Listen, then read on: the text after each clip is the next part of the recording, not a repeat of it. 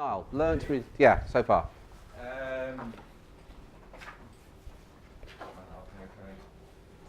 Basically, I think you were saying about individuals are the difference. You know, and the amount of times, sometimes you do training with individuals, you tell them everything to do, and then effectively the difference is the ones who implement it. It's just reminding people of that. Yeah, You excellent, know, yeah. Look, people know what they should be doing, when they should be doing it, just sometimes don't do it. Yeah. Let's just highlight that. Excellent, thank you. Mike, what have you learnt, relearnt, or light bulb moment? Yeah. Just one in particular, yeah. Just one, yeah. Just positioning myself really. Yeah. You know, people, I want to choose who I work with. Excellent, thank you. Yeah. Have you learnt, relearnt? Routes to market. Routes to market. Traditionally, haven't really emphasised NPC calls and they have worked very strongly for me. Mm. The right call and the right target audience. Yeah. Very effective. But I've noticed the last few years have become less and less so. Yeah. So perhaps looking at different routes. Routes to market. Excellent, thank you. Emmanuel, what have you learnt, relearnt? To choose the clients you really want. Choose the clients you work with. Excellent, yeah. Stick to your terms. Excellent, excellent. Mike, what have you learnt, relearnt? The number one isn't particularly a good number. Yeah, yeah, absolutely. We've all had our fingers burnt there, by the way, yeah. Thank you. Elaine, what have you learnt, relearnt, or light bulb moment? Something definitely has to change in our business. Something needs to change. By the way, most of you are in this room because at some level you're not happy about something, there's some frustration, and it's understandable to be kind of pissed off about that, but it's also good because it's the moment you're frustrated and something has to change that you're going to do something. That's where you have the breakthroughs.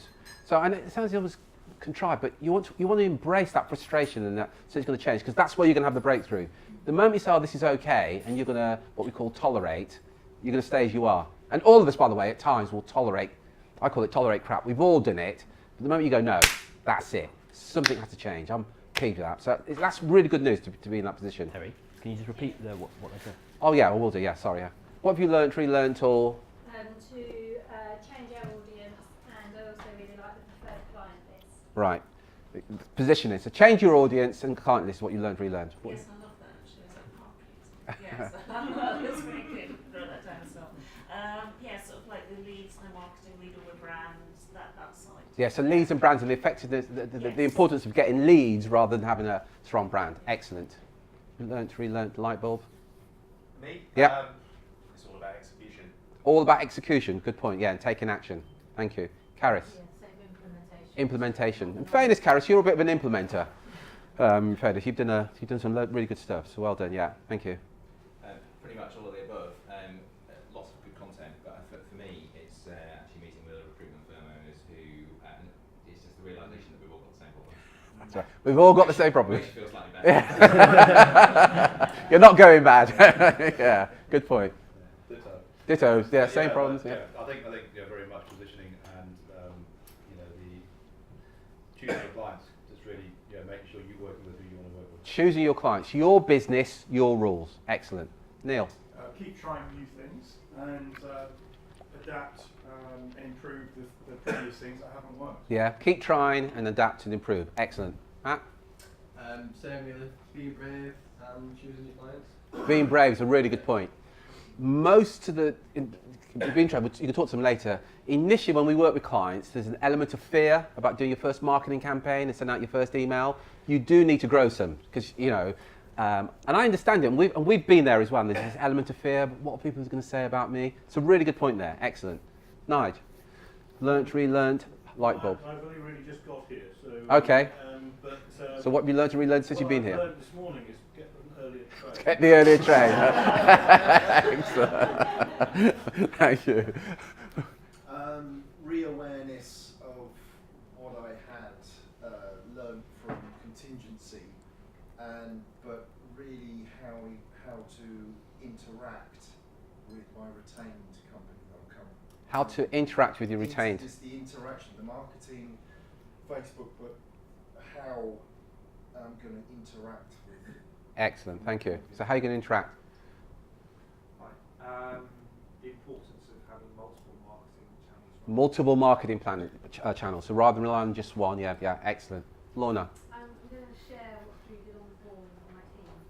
I think that would be really powerful. Yeah, just a 10% in each of those areas will give you 30% increase in your sales, just like that. Just like that. So look at those 3 areas. And that's, I guess, about knowing your numbers. Yeah, excellent. Thanks, Lorna. Ash. Well, what else have you relearned or light bulb moment? I mean, it's, positioning yourself.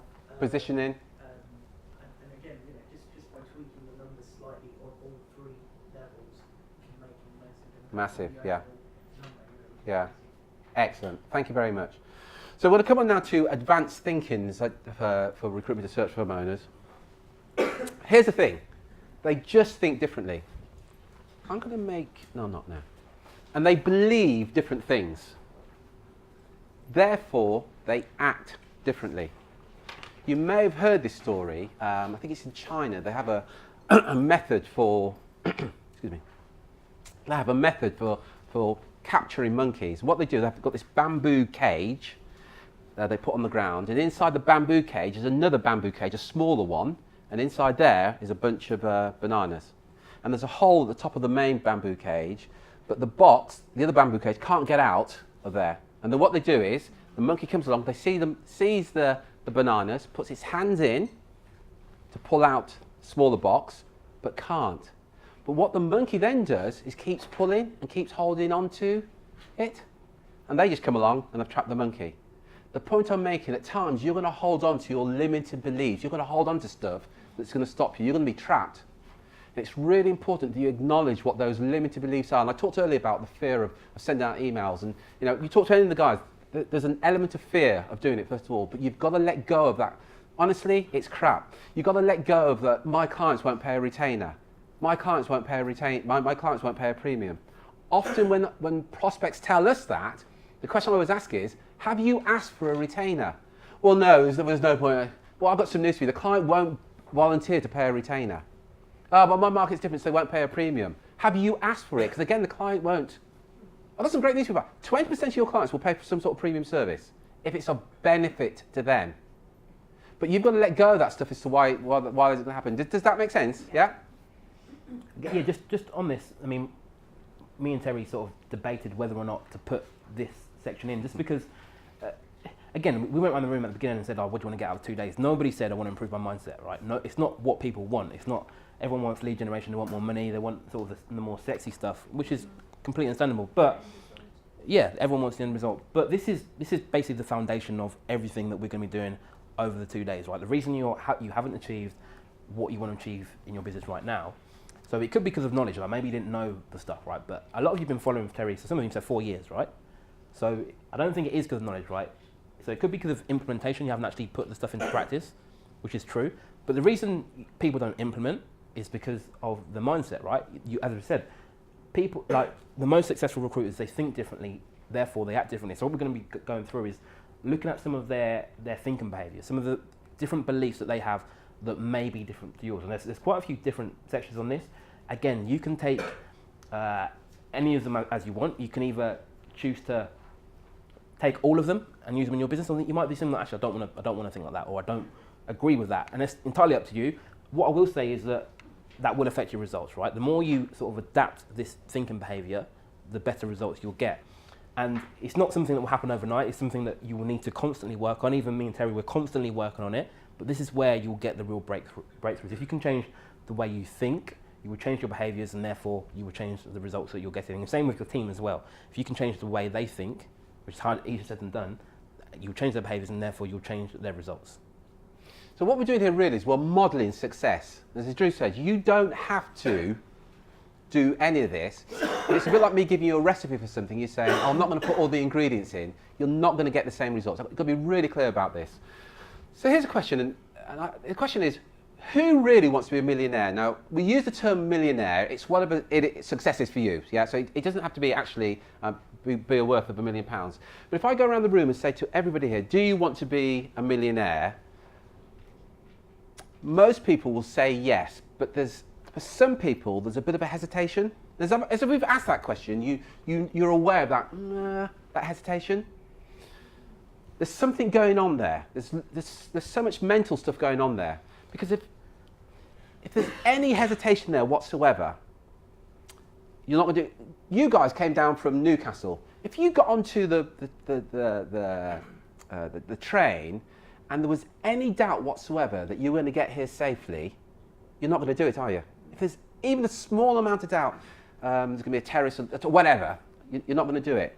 And the same applies there. If there's, whatever success is for you, if there's any doubt whatsoever, I don't want to go into this, and I'm not going to go on about religion, but on a purely personal level, my parents were very religious, my mum in particular, and had certain beliefs. And one of them was money being the root of all evil. Think about the implication of that if you share that belief. Because if you share the belief at some level that money is the root of all evil, any chance you get you're not going to do something if you believe deep down that it's the root of all evil. By the way, it's a misquote, by the way. And I'm not going to get into religion. I'm not religious myself, but it is a misquote. But just be aware of those deep-rooted beliefs, because what will then happen is what we call self-sabotage.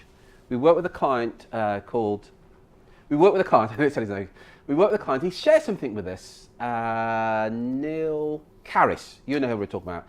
And he shared this, his name's Martin, so we'll just say Martin. And he said this, he said, to break even in his business, he had to do, I think it was 42,000 a month, just to break even. And I think it was at 47,000 each month, he's going to earn a really good living. But I think it was 40,000 he break even, 47 in terms of dividends, he's going to make a really good living. He then acknowledged that he'd get to about 45 to 48, and that was it. See, what's happened there, at some level, I've got what I need, and he's taken his foot off the accelerator. All of us in this room do that. It may have been 45,000 for him. It may be 100,000 for you. It may be 10,000. Your consultants do it as well. But what we know with the real top performers, they go 45,000 break even, 50,000 I'm going to kick ass, 60,000, let's go for 60,000. See, they don't self-sabotage in that area. I can share with all of you today things you can do to generate leads. I guarantee, that's really good, Terry, but I'm really busy at the moment. Got to take the dog for a walk, the kids. It just forms a self-sabotage. If you were totally committed to it, you're just going to do it. This isn't criticism, it's what we all do, by the way. At some level, if you've got consultants, at some level, they're doing that. Yeah, but no, in my market, bollocks. It's just forms of self-sabotage. I can't do that. Often, it's around their own self-worth and your own self-worth, what you truly believe you're worth. Because if you don't believe you deserve to be a millionaire,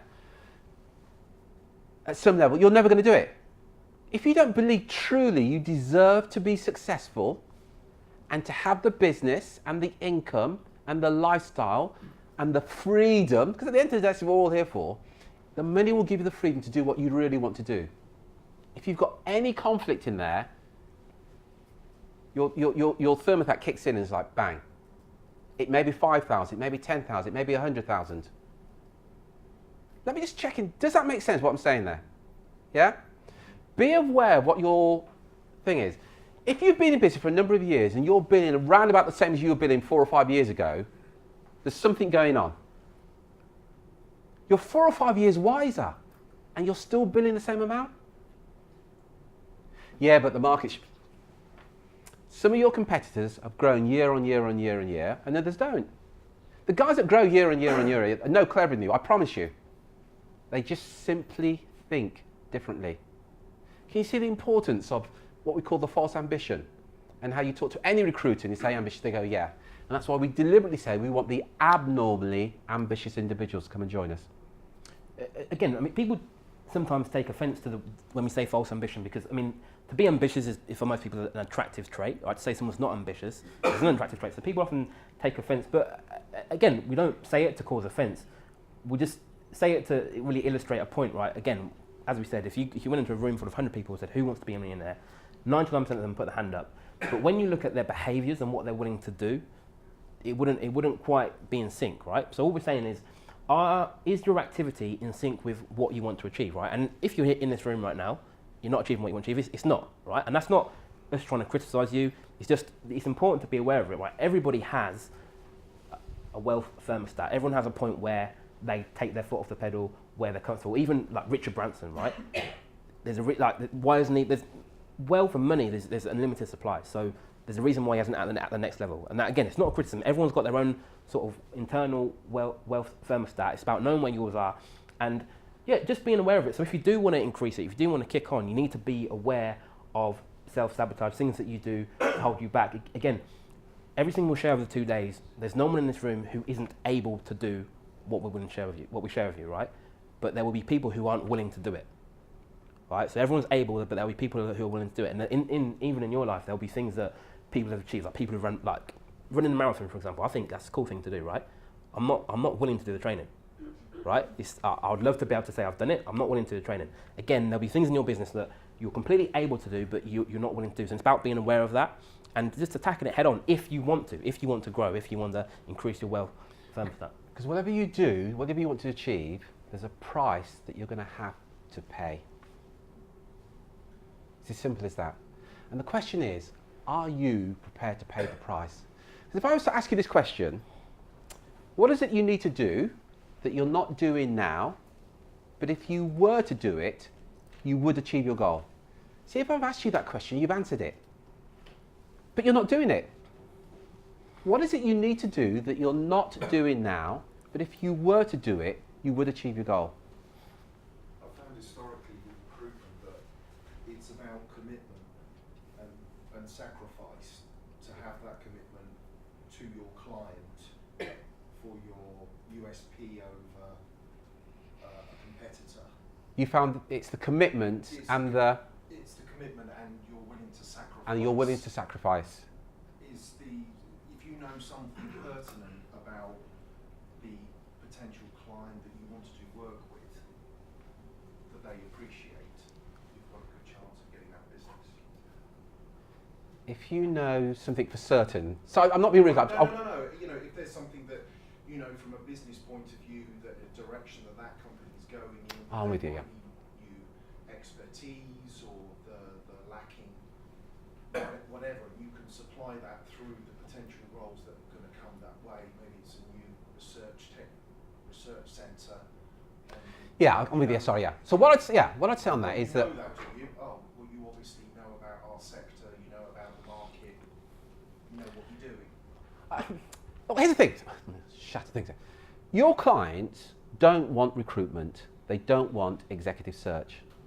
What they want is the solution to their problem. Yeah. So if I give you a call and say I'm a marketeer, you don't want marketing. If I say, if you're probably aware of my introduction, hi, my name's Terry from Recruitment Coach, and we work with recruiters to help them to generate more leads, make more placements, and earn more money. That's what you want. So you're right. Oh, hi. That's what your clients want. They want the solution. So you're right. If you can provide the solution to their problem, that's what they want. Yeah?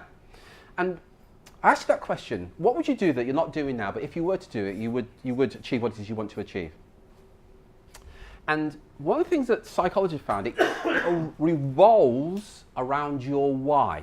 See, I'm going to ask you the question, there's no need to verbalise this, but why do you want to be successful? So as you answer that question, you'll often talk about the material things, bigger house, bigger car, and there's nothing wrong with that, nothing whatsoever.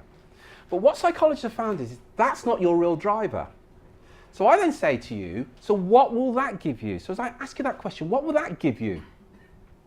Because that's your real why. Because I've got some news for you. As you embark on this journey, every now and then, I can guarantee you, the shit's going to hit the fan. A client's going to let you down. Candidate's going to get a counter offer. Your best consultant's going to leave. This stuff happens. The individuals with a strong enough why have the greater resilience. Because that's where you get your resilience from. You must have heard the story when Tyson fought, and I've just had a mental block, Buster Douglas. And Buster Douglas at the time was a complete and utter underdog. They said there is no way on earth that Buster Douglas could beat Tyson, who was at his peak. What many people didn't know, 4 weeks before Buster Douglas fought Tyson, his mother passed away. And on her deathbed, he said, "Mummy, I'm going to become the heavyweight champion of the world." And he trained his guts out and he got into the ring and Tyson was awesome. And he said the guy hit him so hard, he couldn't breathe for a couple of seconds. And he wanted to go down. He was in so much pain. But his why was the commitment he'd made to his mum. He couldn't go down. I've made this promise to my mum on her deathbed. There is no way on earth I'm going down. If any of you guys go swimming, I love swimming, and if you go swimming, you know if you go swimming and you go under the water, I find it quite peaceful. There's that peaceful sound in the water. You can just hear the kids playing or whatever. So imagine that you've done that. You've gone underwater, you dive under the water, you held your breath, and as you go under the water, somebody grabs your leg, and you turn round, and there's a guy there. He's got the oxygen mask on and everything, and he just looks at you and smiles, and he's like, "You're not getting up." Now you've got a choice here. Is it fair to say you would punch, scream, kick, and do whatever you can to get out of that situation? Yeah? That's your why. What if I said to you, if you don't achieve your goals, I'm going to hold you under the water? That's your why. What if you said, Niall, you told me earlier, you've got 2 children, you say, kids, here's the deal. The business is going to achieve X, Y, Z, and here's the deal. Next year, we're going to go to Disney. We're going to go for a month to Disney. I promise you that's what we're doing. We'll generate this income. There's your why. What's your why? Why must you achieve what did you say you want to achieve? I promise you it's more than money. It's around status, recognition. A client of ours he's just sold his business. That's what he came to us for. I want to sell my business. My why is I want to retire at 57. There's things I want to do for my children. That was what drove him all the time. What's your why? Because the moment you work on that, I'm going to say that everyone has a why, right? It'll be there in your subconscious, but the clearer you can be about it, the more attached you can be to it, the better you do. Because again, so as I said before, like a lot of stuff we share with you, everyone's able to do, but some people won't be willing to do it. The thing that stops people being willing to do it is they haven't got a strong enough why, right? I mean, you mentioned earlier what happens when you you send marketing out and people complain about it. If you don't have a strong enough why, you'll stop marketing, right? And we've probably all been there, right? If we're all honest, right? We've probably had someone said something negative, not even just in business, and you stop doing whatever he's doing because you haven't got a strong enough why, right? So the more you can be attached to your why, the stronger you're going to be when again shit hits the fan and you need to push through a certain challenge. You can use your why to do it.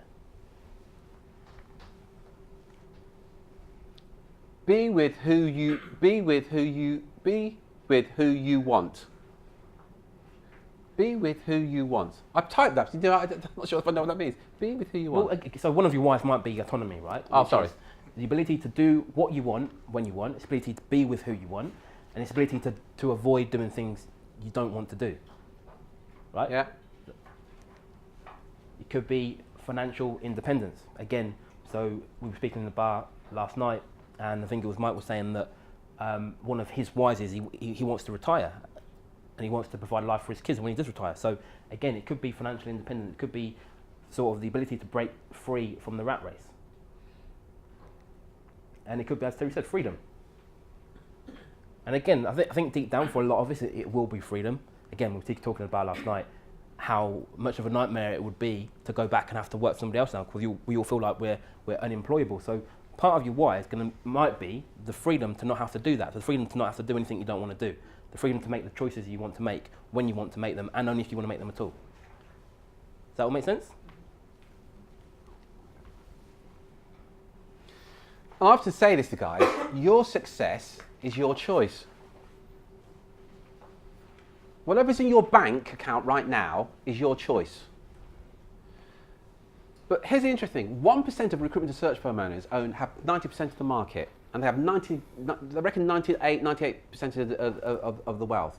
You can't do anything about those numbers, but you can choose which side you're going to be on. But it is a choice that you make. Is it easy? No. But once you make the choice, you commit to it, it's your choice. Sometimes clients say to me, "Oh, Terry, I'm sorry I didn't get back to you. I was really busy." Oh, by the way, clients say to you, you leave a message for them, can you just put the candidate forward or whatever, and they say, "Oh, sorry I didn't get back to you, Elaine. I'm really busy." Well, what they're really saying is you weren't a priority. That's all. Because you leave them a message saying, "I've got £1 million for you. Can you get back to me straight away?" Guess what? Not so busy now.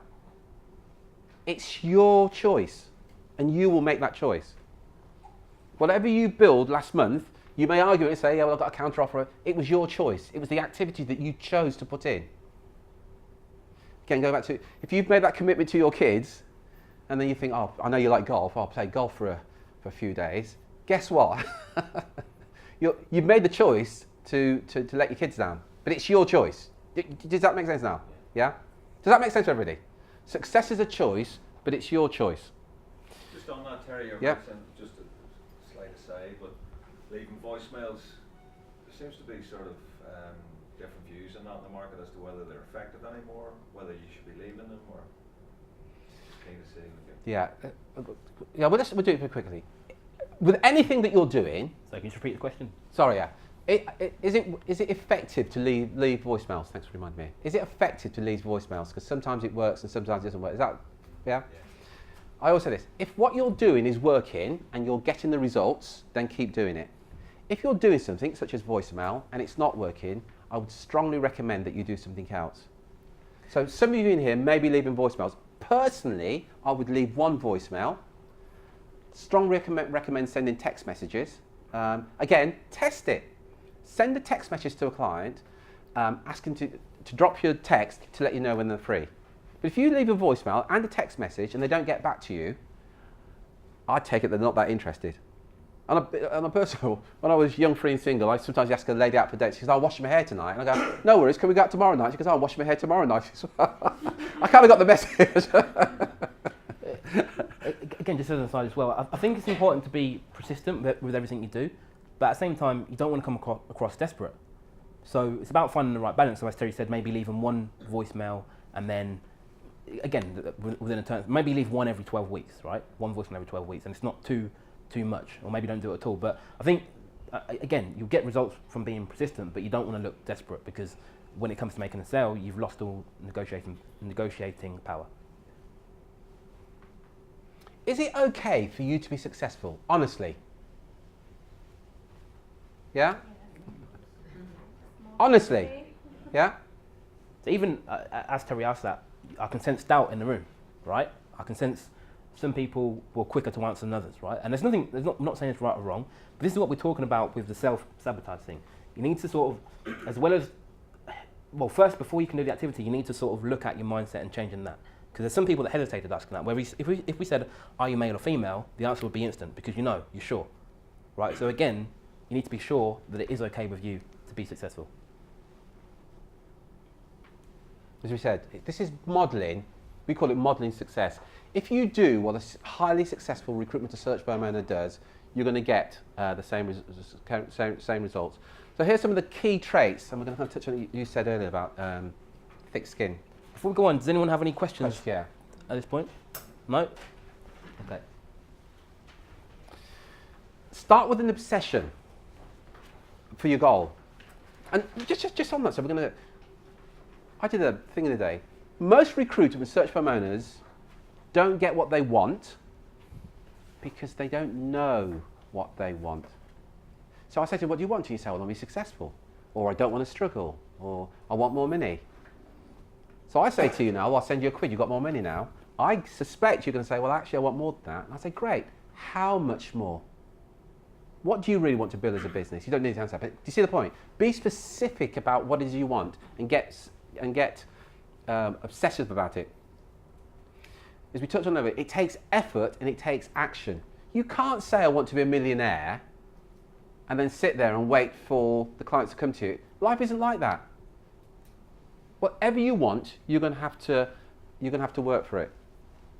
And the next point is, and this is always, well, some people think this is controversial, you blur the lines between work and social. And people say, "Oh, it's about work-life balance." I promise you, if you've got a truly ambitious goal,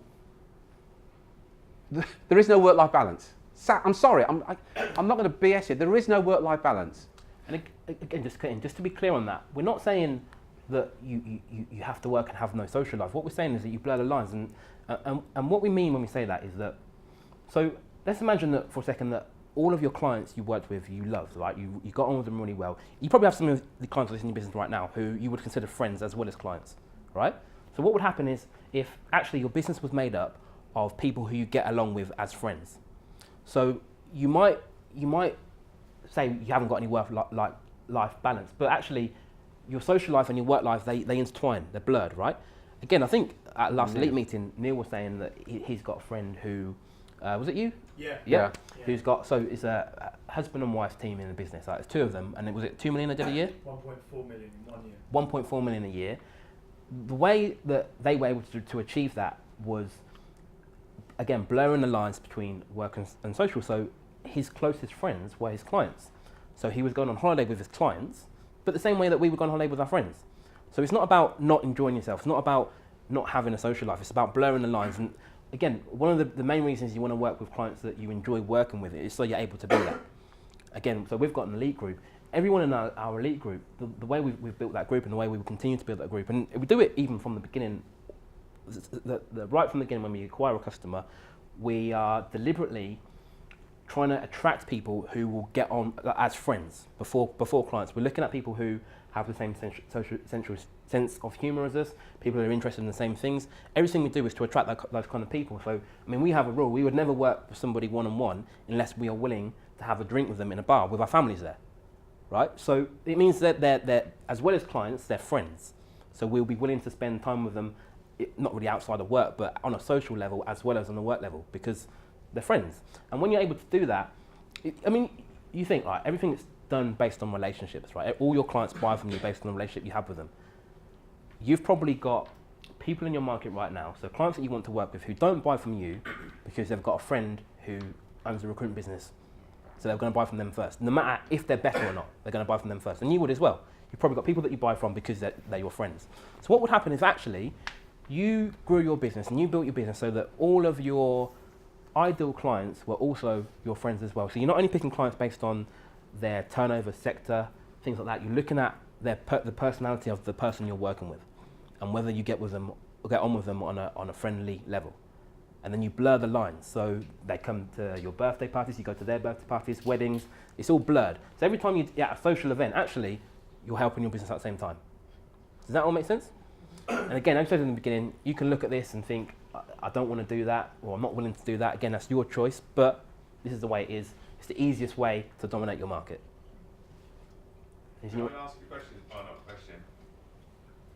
I'm 24/7 on my business, but because I plan to build, scale, and exit. But obviously, not everyone is in that same mantra either. So there might be others that are treating it as a lifestyle business that may not have that same obsession. And they're probably not here. That's fine. Yeah, absolutely. Yeah. And again, absolutely. It's a choice. Yeah. There's extents to how far you can take all of this, right?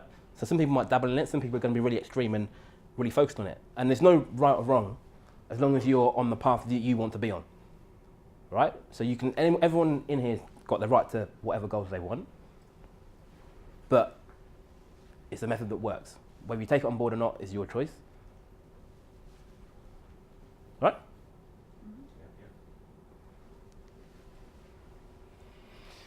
They use their time differently. I mean, I joked about earlier about when the client says, I was too busy to call you back, or you're too busy to call a client, a candidate, or whoever. We all have the exact same amount of time. In fact, I always forget the number. How many dollars? Is it 86,000? So you haven't finished the question. 86, I think it's 86. Seconds in a day. 86,000 something. It's called I think it's 86,400. Imagine somebody said to you, here's 86,400. It's yours in pounds, dollars, euros, whatever. It's yours. You can do with it as you please today. But here's the deal. What you don't use today, you lose. It's really as simple as that. You can do anything that you want, but what you don't use, you'll lose. It's fair to say you would do your utmost to spend as much, if not all of that, if you've got any sense, within those 24 hours. You have 86,400 seconds in a day. You either use it or you lose it. You're not going to get it back. It's as simple as that. You either use it or you lose it. And the top performers just use their time principle.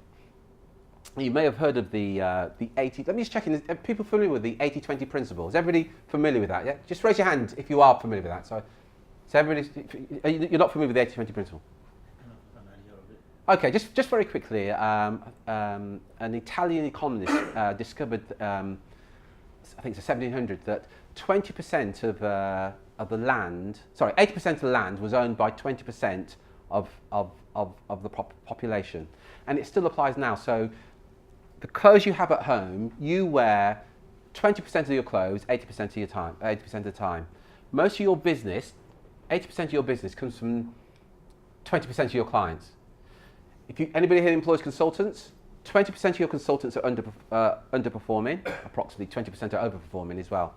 And it won't be exactly 80-20, it may be 90-10 or whatever, but it's just the way it is. Now here's the thing. There are certain activities that you can do. If you just focus on those activities, it will give you 80% of your results. Guess what? Faffing about on Facebook and reading the stuff on Facebook and the cute little kitten probably isn't one of them. But we all, it's not criticism, by the way, we all do it at different times, and that stuff on YouTube and your mate sends you a joke or this funny clip or whatever, that isn't it. Faffing around perhaps with your VAT every quarter probably isn't it. Yeah? I'm not having to go at anybody, by the way, because I do it as well. We all do it at different levels. But certain activity, if I was to say to you, if you want to write this down, what's the 5 activities, if you were to do these simple 5 activities every single day on a regular and consistent basis, would mean that you would achieve your goal? There's probably only 4 or 5. But what we do is, we do the other 20 or 30 things. Oh, Terry, I couldn't get back to you today, I was doing my VAT. Are you kidding me? Oh, I was on Facebook looking at those kittens. Cute, aren't they? Good look on that. Whatever it is. The 80-20 principle, we're going to go into a bit more detail. But that's where you're going to get the results. Things such as bookkeeping, admin support, even answering the phone. If you're answering the phone, that is not good use of your time. By the way, you can outsource your telephone answering to a company that will do it for about 60, 70 quid a month, and they can take all the crap and handle everything. You can get a Google Diary, and they can handle. You shouldn't be, as an owner of the business, that's not where your money is. Let me just check it. Does that make sense? What's the activity, the 20% activity that's going to give you 80% of your results? I suspect it's having business development meetings with clients. I suspect it's getting proposals and quotes out there. I suspect it's interviewing candidates and getting feedback on that. There's certain activities you should be doing. If it's not going to add to your bottom line, I'd strongly argue against you actually doing it. You can get a virtual, in fact, on that point, you can get a virtual PA or marketing expert such as Samantha Gallagher. Just raise your hand, Sam, so people know who I'm talking about. That's Samantha Gallagher. And Sam works with the likes of Caris, Nigel and Lorna, and worked with Neil. And what Sam helps you with is implementing some of your marketing, because we're going to show you a bit later on about doing landing pages and ebooks and so on. You don't have to be an expert in doing that. Somebody like Samantha can do that all for you. You can outsource it to Samantha. I'm sober, honestly. You can outsource it to Samantha, and she can do all that for you. And she's done it a million times. We've done it a million times. We know the landing pages, by the way, that works. And we know the landing pages that won't work. And we can say, look, if you just do that, bang. Not because we're clever or anything. We've just done it so often, we just know what works. But talk to people like Samantha to outsource that activities. Anything you want to add to what I've said there? Sam? Excuse me. Well, you said you were going to just chat a little bit later, so I don't want to. No, Your flow. No. It's anything you want to add to what I've just said there about what you'd. No, I think it's a good point in terms of the best use of your time. You may well not be looking at a landing page and think, what the hell am I going to write on this? So somebody like me means that I can help you generate the leads, and we can be doing the important things like taking the meetings, following up, and making the calls, and delivering on recruitment assignments. So it just means you can focus your attention really where the money is. You can outsource doing your candidate management. So there's lots of companies out there now who say, we will manage all your back office stuff. So you'll pay them on the hour. So when you've got an assignment that you're working on, you want the handling of the interviews and liaising with the client, there's companies out there that can do it. That isn't good use of your time if you're doing that. And personally, as a recruiter, come to a meeting later, I hated all that liaising with the clients and with the candidates, and can you do this date? Why not outsource it? Yes, Nigel?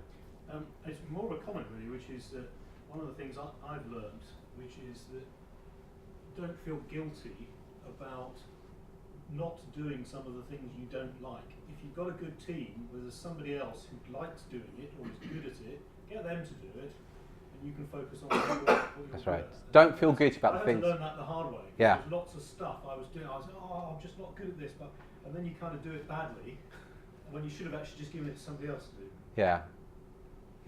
Make good use of your time. Yes, Matthew? To me, it's finding the right companies that will do that, though. I spend a lot of time trying to actually find the companies that will do the job properly. Okay, post something in the discussion forum about that. But again, I wouldn't spend too much time doing that. And I'm talking about outsourcing things that you don't need to be a brain surgeon to outsource. So managing somebody answering your phone. There's loads of companies out there that can do that. Managing the interviews, I can introduce a few companies that can do that. You really don't need to be a brain surgeon. There's a company in the Philippines that will do your telemarketing. Somebody talked about how do you follow up the leads. Well, look, we'll show you how to generate leads. One of the challenges you have is then follow up on those leads. Well, what if you were to outsource that to a telemarketing company? We'll give you the details in the discussion forum. It's a telemarketing company. They're based in the Philippines. Bizarrely, it's not bizarre actually, I shouldn't say that. They learn English, but in America, so they have American accents. But these are outsourced salespeople who will make the appointments for you. You can outsource all this. You can go to their website, you can listen to their recordings, so you can hear them. You can pay them on commission only. There's different things. You can pay them on commission only. You can pay them per appointment. You can outsource this stuff. What we know is the typical, for you on the phone, if you spend an hour on the phone, on average, you'll get through to 2 decision makers. By the way, that's if you spend an hour on the phone calling people who are expecting your call, i.e. you've said to them, I'm going to give you a call tomorrow or whatever. On average, you get through to 2 decision makers an hour, roughly, 2 to 3. Why not outsource it? Because from your point of view now, what you want to do is to have a telephone conversation initially with the decision maker about what their needs are. That's what you want to do, isn't it? That's where the activity for you, that's where you're going to get the best results. Not spending an hour on the phone and not speaking to everybody, and we've all done that before, yeah?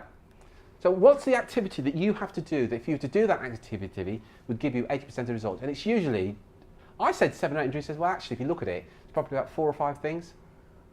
I'll go along with it by the way, it's probably 4 or 5 things that if you were to do that on a regular and consistent basis, you would get the best results. Yeah? And listen, obviously we're going to do 820 a bit later on in more detail, so I'll say that for there. Whatever you think about this next thing, top billers just embrace this. They're okay with it. Some people, and again, this is to do with your beliefs, have some discomfort about selling, oh, that's a bit too salesy or whatever. You're in recruitment and search. If you don't like it, I'd strongly suggest that you do that. Absolutely. Timid salespeople. Salespeople have fat kids then. Good point. Yeah. You really are the person, you're the head of sales, and you might be uncomfortable with the word sales, call it influencing, call it negotiating. You've got to get on top of that. The top billers, they're just on top of it. And they tend to be selling all the time. By the way, let me just check in. Put your hand up. Please raise your hand if you offer a good service to your clients, your candidates. Just raise your hand. That's everybody, Roseanne? Yep. Okay. Yep. If you do, it's your duty to sell your services to your clients and candidates. I will repeat that, it's your duty if you offer a good service. If you don't think you do, I'd say don't. If you don't think you offer a good service to your clients and your candidates, don't sell it. I actually say you're being dishonourable. You shouldn't be selling it. Give that, let another recruiter or search firm do that instead. There is no way around that. We're going to cover sales and in some ways, we're going to help with that a bit later on. Just check in, because again, get a show of hands. Who here has some discomfort with selling their services? No? Are you all okay with it? You do? Anyone else? That's fair enough. Yeah, 2. Yeah. Yeah. Anyone else? I was just going to say, I don't have any discomfort, but my market is sales professionals within technology. And one of the sort of objections I get is sales directors saying, don't sell to me. Yeah. Sorry, should we repeat that question? Because I didn't hear it well. Well, I don't know if it's finished yet. Okay. I was just basically saying that I don't personally have an issue with selling, but the market that I'm selling into, the decision makers are sales directors, sales managers, and every time I'm speaking to them, they're like, Ash, be straight up with me, don't sell to me. So every time you're speaking to a decision maker, they're saying, be straight up with me, don't sell to me. So I find that bizarre, because I have sales training, and I love being sold, that's why. No, yeah, we find similar thing, yeah. I loved it, your whole thing that you come on the phone, I was laughing to myself, thinking he's doing a good selling job here, I'm going to listen to it. But that depends whether you want it or not, which is what you said before. Yeah, because here's it's selling unless somebody wants to. Spot on, yeah. It's a bit, let's go use you, Ash. You get a phone call from that guy selling PPI to you at home, you've got no interest. Yeah? But And here's the thing with salespeople. If they have a need and you can demonstrate you can solve their problem, they're interested. Yeah, and there's a clear difference there. If you can demonstrate you can solve their problem, they're interested. I have to say, if you ring and say, I'm a great recruiter, have you got any job orders at the moment? They're probably not interested in it. But if you we're going to cover it. If you identify what their problem is and the implication of that problem, and what their needs are, ideally, we'll cover this, your client should want to buy from you more than you want to sell to them. That's the absolute ideal. Again, just check in. So I said, does anyone have discomfort with selling? I think 2 or 3 people put their hand up. So let me ask it in a different way. Does anyone have any discomfort with selling at the prices they think their services deserve? Good question. Or in the way, so if you're uncomfortable asking for retainers, for example.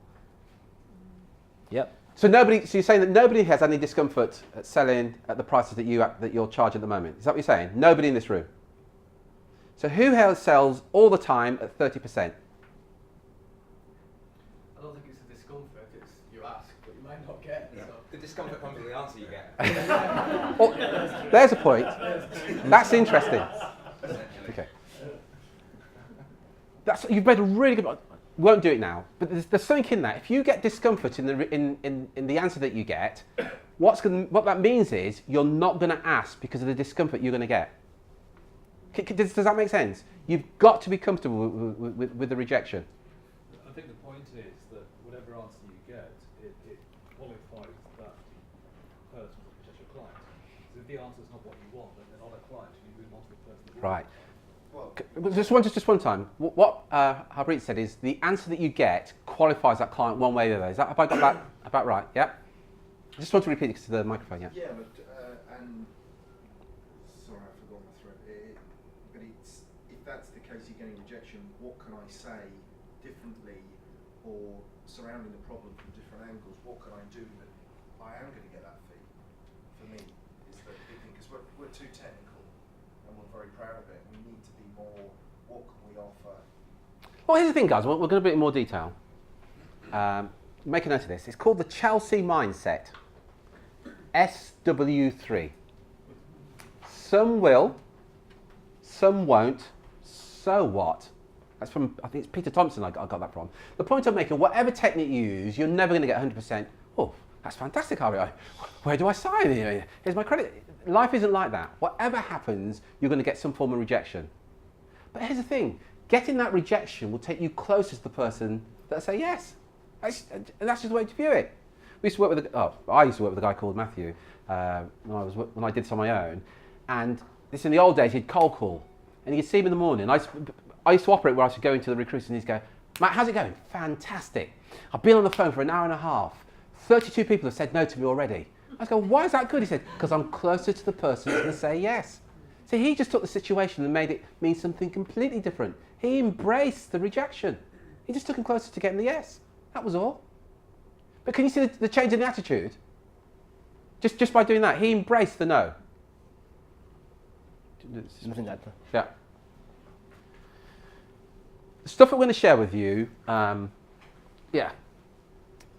There's a saying, stun them with speed. The quicker you do this, the quicker you embrace this, the quicker I can't emphasize this enough. And Sam will tell you, working with some of our clients, those clients just go, Sam, just frigging get it out there. Let's just get it out there. They get the best results. Those clients say, well, Sam, that's not quite right. And could you just move that letter? For fuck's, just get it out there. You can do it in 6 months or 6 years.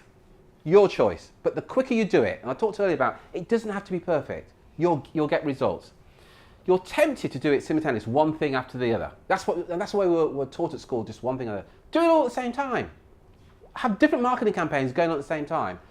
Have one for clients, or have one for candidates. Use Facebook, link, have everything going on at the same time, and you're measuring it all the time. A lot of clients say, well, Tara, I tell you what we'll do. We're going to do this direct mail campaign, and we'll see how. No! Do it all. Because one of the things you're going to do is what we talked here about failing quickly. You're going to do a campaign, direct mail, it's not going to work. At least you know now. So we'll encourage you to do a small direct mail campaign to 200 people. It's going to cost you £100. But you want to know whether it's going to work or not. When we talked about the numbers, you go, oh, I get it. So I spend £100 on the direct mail campaign to 200 people. I only get 3 leads from it, and I only convert 1. And I'll spend £100, and my average fee is £10,000. Now you know. If I spend 10 times that amount, guess what? You've got to fail quickly. And you've got to be okay with failure. Drew and I would never dream of saying to you, oh, you do this and it works perfect. It just won't. But for a number of reasons we won't go into now. Yeah, to achieve what you want to achieve in business, we use that, sort of the 3 ways to grow your business earlier. To achieve those results, right, there's going to be a certain set of actions that you need to take. And you can either take 6 months to do that, or you can do it in 6 years.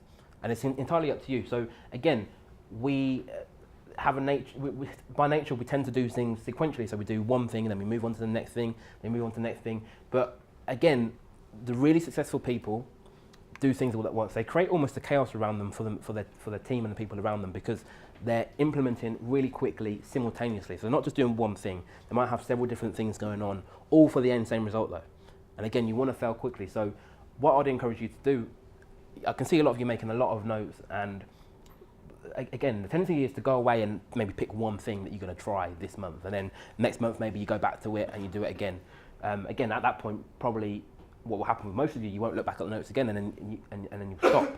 But what I'd encourage you to do is when we finish those 2 days, look at the notes, and again, you want to implement simultaneously, do as many things as you can at once. Again, we said about the use of your time, outsource it, have your team around you do it, but you want to implement as many things as you can all at once. And then you go for continuous improvement. I talked to them about going to the gym, and you don't go to the gym for a couple of days and go, right, that's it, I'm fit. You're continuously looking to improve. You're continuously learning. We've been doing this for years now, and we belong to a mastermind group, and I honestly say probably every week we learn something new. Every single week we're learning something new. And marketing, the concept of marketing in itself isn't changing, but new things are coming along all the time. And it kind of, to be honest with you, it pisses me off sometimes when clients say to us, Terry, this has been fantastic. We've been working for 2 years. I've got it all now. One guy said to us, I get it now, Terry. Well, you'll never get it. Imagine, if you guys support a football team and the best player says, I'm the best player in the team, so I'm not going to go coaching him. I kind of get it now. There's nothing more you can teach me. If you're the supporter of that team, you're thinking, are you kidding me? Same applies to you. How much work do you put into continuous improvement? The growth never ever stops. How much time do you do attending? I was talking to Niall earlier. Niall's going to attend another training event a bit later. Is it later on this month, he said? Next month. Next month, yeah. How many of you others are doing that and then continuously working with somebody to continuously improve? Because if you don't, guess what? The likes of Niall and those that are doing it, you're going to be left behind. There are no shortcuts, and they're constantly learning. Constantly learning. Yeah, again, using the example we used earlier with the 3 ways to grow your business. Again, the temptation is to do it once. You increase by 30% once, and then you stop. But again, it's about continuous improvement. Every element of your business you want to be looking at to continually improve. And yeah, so when's your learning going to stop? Are you going to come to an event like this and then think, oh, that's it now, I've came to the event, I've got this stuff, I'm never going to come again? We have elite members who have been with us over 12 months who will come into this event today to continuously learn, and they continuously in our elite group to learn. Again, you're never going to, even from today and the next 2 days, it's not all going to fully sink in. You need to be continuously looking at how can I improve every single element, every single area of your business all the time. You talked to them about people and emails. Yeah, when you do your marketing, this applies to all of you, by the way, whether it's emails, whether it's direct mail, whether you're doing stuff on social media, you're going to get criticism, gruesome. You're going to have to become immune to criticism. People will complain. We're going to encourage you to do some stuff in front of the camera. People will complain about the way you're dressed. They'll complain about your accent.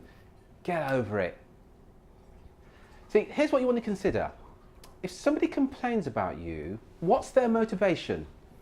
Do they wish the best for you? To stop you doing what you're doing. Now, your friends and family will say, oh, I'm doing this to protect you. I'm not going to go into this now, but I would challenge them on that. Just be aware when you're getting that criticism. And don't look for a recognition from other people. All that matters, people say to us sometimes, you market too frequently. One guy says, I go onto LinkedIn, you're there, I go onto Facebook, you're there, you're doing this too frequently. That was his opinion. We have an attitude, if I want your opinion, I will pay for it. Otherwise, I really couldn't give two shits. I really couldn't. We did a webinar and the guy said, Ash, I think you were in the webinar, and he went, this webinar's lasting too long, you should do two 20-minute... Are you fucking kidding me? Drew's response was, well, why don't you leave? Yeah. Other people's opinion of you are none of your damn business. All that matters, so go back to the guy that says you're marketing too much, and whatever, all that matters are the leads that you'll generate. You guys now, so you who've got consultants, your consultants will complain and criticise, oh, you can't do that, there's too much marketing here, we can't. Their opinion doesn't matter. All that matters are the results that you get. And I always say this to them, if you know a better way of us getting leads and growing the business, hey, share it with me. Otherwise, shut the fuck up, because I have no interest in what you have to say. It really is as simple as that. Their opinion doesn't matter. And at the end of the day, as the business owners, the buck stops with you. Your consultant's saying, oh, I don't think you should put a photograph on that. I don't think that's going to help your brand. You're the guys paying the bills. You're the guys that got the answer to the bank manager, not your consultant. Their opinion, I promise you, doesn't matter. All that matters are the results that you get. And again, I mean, we spoke earlier about like, why it's important to have a strong why, and this is it really. Like, no matter what you do, people are going to complain. Even if people don't complain, you're going to mess up, right? You're going to do things wrong. You're going to send an email out, it's going to have a spelling error. You're going to send direct mail out, and you're going to have the wrong postage on. Again, these are all things that we've done. You might have got that letter. Yeah. People, I mean, we sent out a direct mail piece that had some sweets in it, right? So it's lumpy mail, so you get it, you're going to feel it in the car. It's great, right? People got it. Well, we put the wrong post on it, so people had to pay to go and get this crap boiled sweet.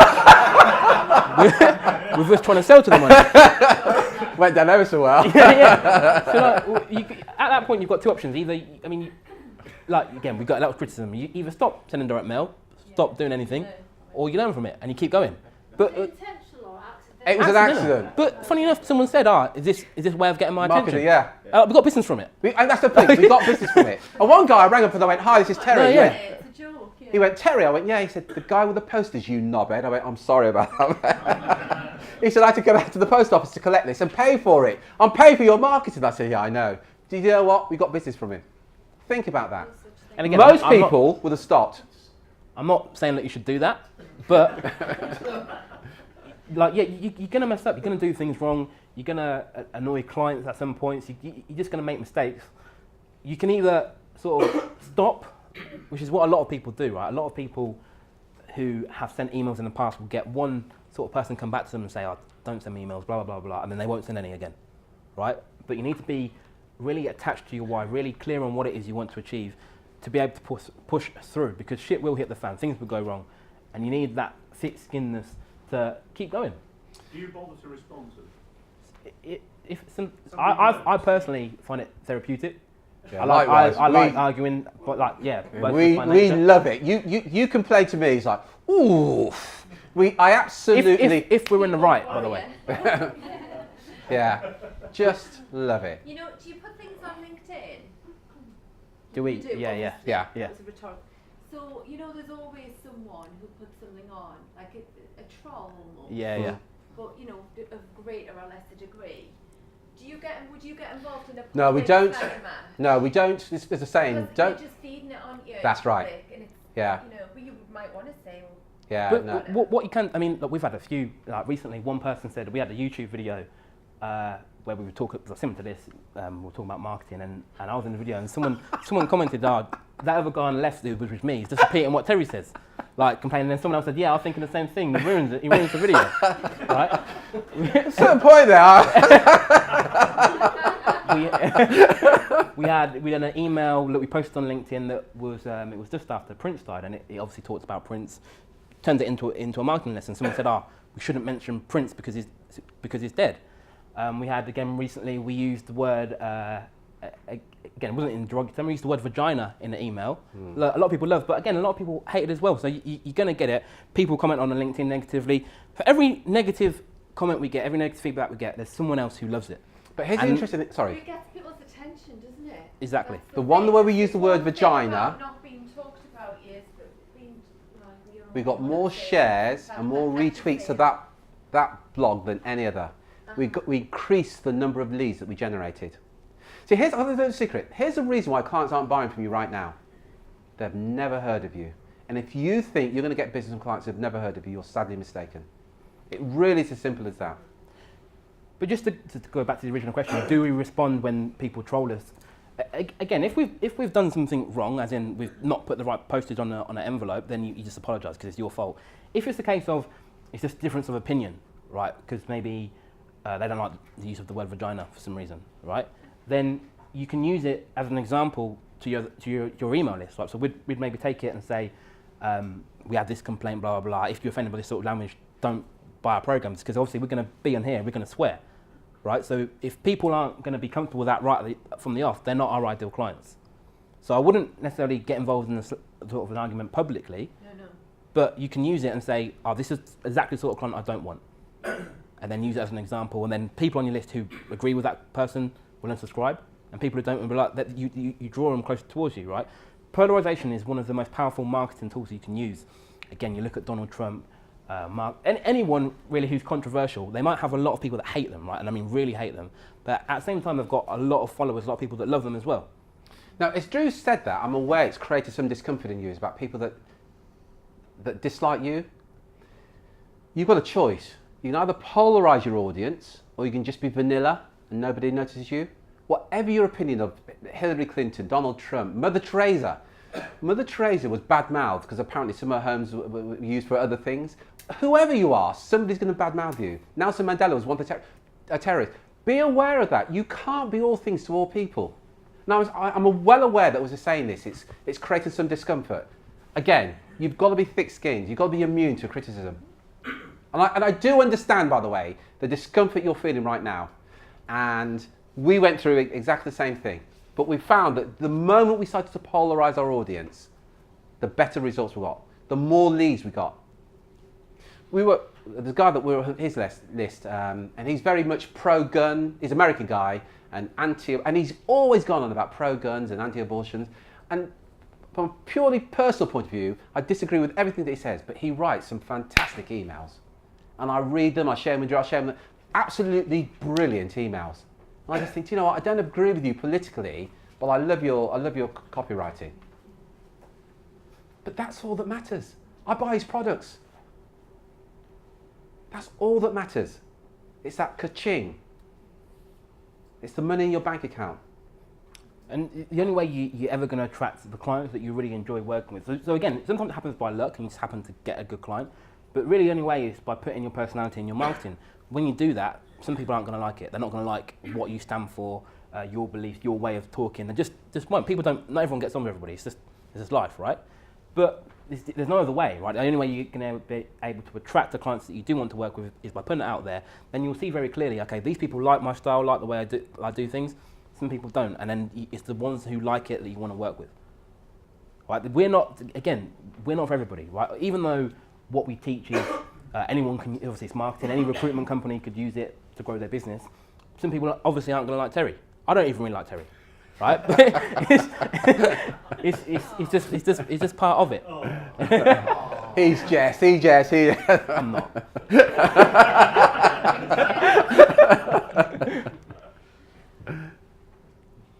We talked earlier about beliefs, remember? And the limited beliefs that we all have.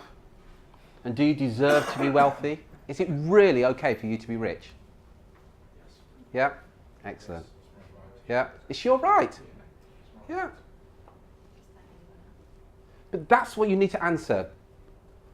And be totally comfortable being wealthy, being successful. Or whatever wealthy, whatever successful means to you. Or whatever rich means to you. And we talked about the millionaire, but it's not million per se. Whatever it means for you. I was reading somewhere that there are 500,000 self-made millionaires in the UK. 500,000. And I kind of thought, well, if there was one or two, you think, well, that's a bit lucky. 500,000 self-made millionaires in the UK. Why not you? But why not? And they're self-made. That's self-made millionaires. Makes you think, doesn't it? This is ever so important. There's the theory that check out your 4 best friends. Think of your 4 best friends. Look at what they're earning. You're typically earning the average of your 4 best friends. Who are you knocking around with? Surrounding yourself with like-minded individuals, such as this group here, who have the same challenges, who are going to encourage you, is going to increase your earnings. Get help and support from a really good recruitment search firm coach. I mean, if you want to know any details, just let me know. Seriously, be careful who you surround yourself with. You really want to be thinking about that and who you're sharing your goals, your aspiration with. And something I found, this is purely on a personal level. When I went off on my own into recruitment and I just share stuff with people who were still employed, I think it's fair to say the support I got or their opinions weren't particularly helpful. And I won't deny it, it brought me down, oh, you don't want to do that, Terry, that won't work, and you know, you're taking a big gamble. And it did, it made me question things. But when you thought about it, and somebody said to me, a coach said this to me, he said, but think about it, Terry, if you go off and do well, what does that say about your friends who are employed and who aren't doing so well? So it serves them to try and bring you down a bit. And it was a real eye-opener. It changed my whole, just being aware of that. And I don't think they're consciously being malicious or negative, but that's what's going on with them. And you need to be aware of who you surround yourself with. Now, things such as we have an elite group and you sit at the front here and you share your challenges. And one of the things we say is, look, we're not going to work with your competitors. If you join the elite group, we don't work with you and your competitors. You can share your shit, for want of a better word, and the other guys in the room can share with you how they've overcome those challenges. Can you see the power of that? Because it's fair to say, running the business is pretty lonely, isn't it? Even if you've got I know you two work together, I know you've got partnerships as well, it's still going to be pretty lonely. And most people just don't understand. But what if you could, every 12 weeks, you could meet up and meet with like-minded individuals and you can share those challenges? It's extremely powerful. And the other thing it does as well, it gives you that accountability, because the way that the elite works, and the guys will tell you, you meet up every 12 weeks and you share with them what you're going to do in the next 12 weeks. Can you see the power of that? See, one of the problems that we have as business owners, we're not answerable to anybody. So you might sit at home, you say, oh, this is my to-do list, this is what I'm going to do over the next week or so. You don't share it with many people, you don't do it, nobody knows. Doesn't get done, you don't get the results, but hey, nobody ever knew. But imagine that you stand here in the front of the room, you're sharing with your peers, this is what I'm going to do over the next 12 weeks. So what happens is some guys say to me, some of my clients say, I'm bloody bricking it, Terry, we're meeting in 4 weeks' time, and half a dozen of these things I haven't done. But guess what? They get them done in the next 4 weeks. But you see what happens there? Absolutely. It's a bit like, we've all been there. When you're going away on holiday, the week before you go away on holiday, you get more done that week than any other week. It's amazing, isn't it? You're like, I'm going away next week, I've got to get this stuff done. Exactly the same principle. And it just creates that accountability. Yeah? Again, when we talked about the importance of being thick-skinned, and which obviously is important, but it doesn't matter how thick-skinned you are, the environment and the people you surround yourself with will always have an influence on your performance. Again, even personally, I notice that when I'm reading certain books or listening to podcasts from certain people, my performance in business is a lot better than when I'm not. Those of you in the room at this event, you will probably have when you leave on Friday, you'll probably have a sort of a spike in performance, right? You'll get into office on Monday, you'll be really motivated, you have lots of things you want to do, but it will gradually dip because you're no longer in this environment. And when we talk about this, people always tend to think about people, right? We're all sort of, if those of us that have children, we're all sort of cautious about who our kids hang around with because we know how much the influence can be. We perhaps don't pay much attention to, for ourselves though, like what influence do the people that we're around have on our business. But also it goes further than just the people, because when we say environment, we're talking about everything. Like for example, like how do you feel? Like, do you notice the difference? Like for me personally, do you notice the difference in how you feel when you've got like a messy house compared to a clean house, for example, or like a messy office? So you're talking about your whole environment that you put yourself in has an influence on your performance. So you want to control that. And again, for different people are inspired by different things. So for me, I know I perform better when I've got a clean office and a clean desk. I know I do. For you, it might not be important, but there will be things in your environment that influence your performance. So you want to make sure that everything you've got around you, the environments that you put yourself in, are driving you forward and not the other way around. Right, does that all make sense? Yeah. Excellent. Thank you very much. Ash, I'm going to start with you again. So very quickly, just want to share with you what you've learned, relearned, a light bulb moment, just very quickly. Ash, just very quickly, what have you learned, relearned, discovered, or light bulb moment? And ask everybody the same question. It's mindset. Just Mindset. Change mindset. Change your mindset, change your results. Excellent, thank you. Lorna. I was thinking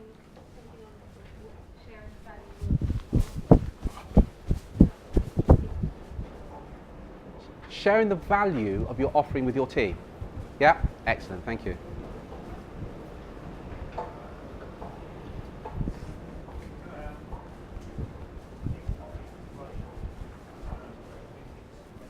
Yeah, don't think excellent, yeah. Just get on with it. Yeah, great care, excellent. What have you learned, relearned, light bulb moment? A lot of just more focus on my working environment. Focus on your work. Working at home more often, away from the office. Yeah, excellent, thank you. Nige, what you learned, relearned, light bulb moment? I think that's sort of a bit of a light bulb moment. It's the comment you made, which actually is sort of a relearn, but the bit about blurring the lines between work and social. In actual fact, there's a lot of opportunities to do that. There's really a lot of opportunities. You'll be good at that as well, actually. Yeah. I think one specific client of mine that's become a really good friend. And I was thinking, how can I probably replicate that? So that's one kind of light bulb moment. But the other thing really is around looking at the 5 activities that should be really concentrating on all the time to achieve. With the team, that's really important. Yeah. I think that's something. Yeah, good point. Matt, what have you learnt, relearned? I'd probably say don't procrastinate. Just do it. Just frigging do it. Yeah, excellent, excellent. Nige? I keep doing this. Neil. I do.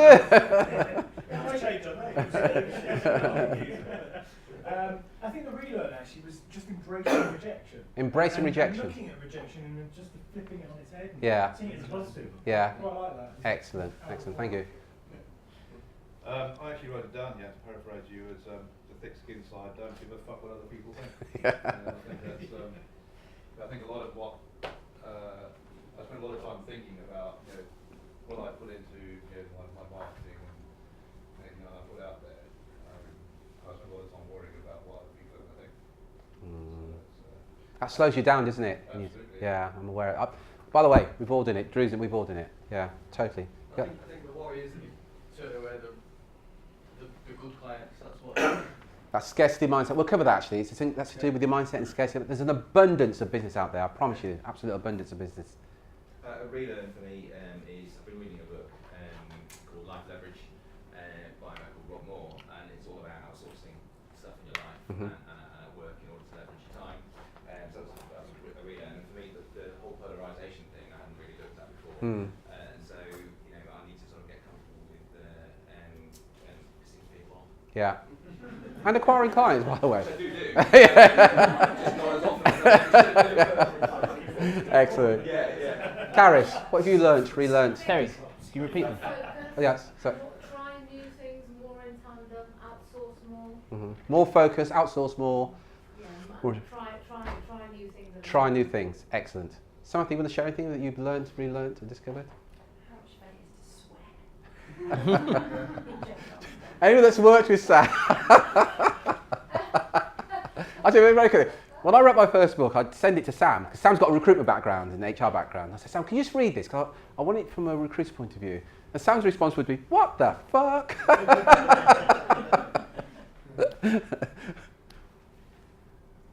mean, there's lots of things going through my mind that I need to focus on, but I think it's actually just breaking down how well we really know our customers intimately. Just that we were talking slightly about that a minute ago, and how well you know your customers. Yeah. How we really know. In fact, let me ask you all the questions and just start thinking about this, and we'll cover this tomorrow.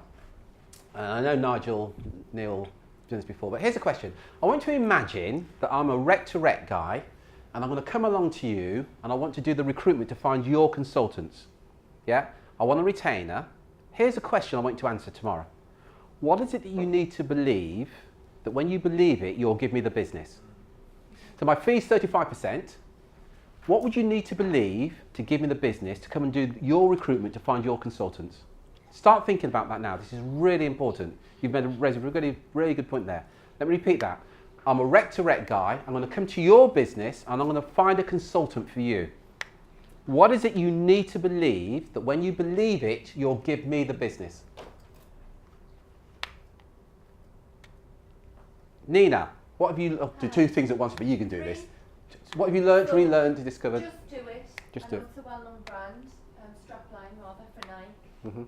Stop trying to please everyone. Stop trying to please and everyone. Constantly motivate yourself with what it actually means personally to you. Your why. What's your why? We've talked about that. Yeah. What's your why?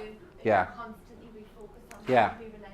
And what they found is, by the way, the more whys you've got, one of the things you can encourage you to do is to write down your whys. And it's very personal, by the way, it'll be your stuff, no one to say it. But what psychologists have found is the more whys you've got, the greater resilience you've got. Yeah. And those individuals with more whys just keep going. They just don't stop. And those guys that go, oh, I've got 3 or 4 whys, and they're the ones that stop. It's so important. It's what's really driving all of us. What have you learnt, relearnt? Be a warrior. Really. Be a warrior. Love it. I think, I'd walk down, feel the fear and do it anyway. Mhm. Stop having limiting beliefs. Limited beliefs, yeah. And it's really useful if you can identify what your limited beliefs and what hold you back. Again, it's a very private conversation you have with yourself. What is it that you believe that's actually, it's limiting? My clients don't pay retainers. My clients would never pay for a premium service. My clients only buy on price. Yeah, but my market's... What's the limited beliefs that you have that are holding you back? What have you learnt, relearnt? Just similar to others, the mindset. Mm-hmm. Just get on with it and do it. Just do it. Absolutely. And just to add to that, it doesn't have to be perfect. Just get something out there, you'll get results. Yeah? If I was competing against you and you say, oh, I'm going to get this perfect, and I say to Sam, just get it out. I'm going to get the results, even if it's crap. Yeah? What have you learnt, relearnt, discovered? Your goals, What the whys are. Yeah. Polarisation. Excellent. Niall, what have you learnt, relearnt? Light bulb. The importance of a growth mindset versus a closed mindset. Have you read the book? Reading one at the moment from a guy I know at home. Okay. Sorry to do it. Yeah, there's a book called The Growth Mindset by Carol, can't remember her surname. You can go onto Amazon and find it. Very similar. It's just, and for those who've got children, I'd recommend it if you've got children. Because it's just, so a child will say, I can't read that. And your response should be, because growth mindset is, I can't read that yet. And you go, yeah, I get that, you can't read it yet. Whereas the opposite of growth mindset, it's a closed mindset, so I can't read it. Because if you say yet, what you're implying is you'll be able to read it at some time. If I can't read it, I can't do this, you then stop. It's really important in how you can influence your children and encourage them to have what's called the growth mindset. By simply adding things like, you can't do that yet. And what do we need to do to be able to do that? It's a massive shift in what you get out of a life. Right, what have you learnt, relearnt? Some Light bulb. sayings, really. Some will, some won't, some can, some can't. Mm-hmm. And then I like the idea of spinning lots of marketing plates. Spinning lots of marketing plates, yeah. Excellent. Yeah, good point. What have you learnt? I think this emphasis on focus is quite important. Mm-hmm. The question I ask myself when I'm working is will this activity lead to an invoice? Great question. If it doesn't, I stop doing it. So you don't do the Facebook kittens then? Good, great question. What will what I'm doing lead to an invoice? Great question. Excellent. Self-development is key. Self-development is key, yep. Don't just stop on your tracks based on this training alone. Continuously update your knowledge. Excellent. Continuous, yeah. I think I need to outsource more periphery crap because I just get sucked into accounts, bookkeeping, and all the shit that doesn't ultimately. He needs to outsource more of his crap. Who else can relate to that? Look around, mate. And this is Drew and I's, by the way. Yeah. Group hug, that was. Absolutely. Absolutely. In my opinion, sometimes when we get bogged down in the stuff that, to quote you, isn't going to lead to an invoice, it's a form of self-sabotage.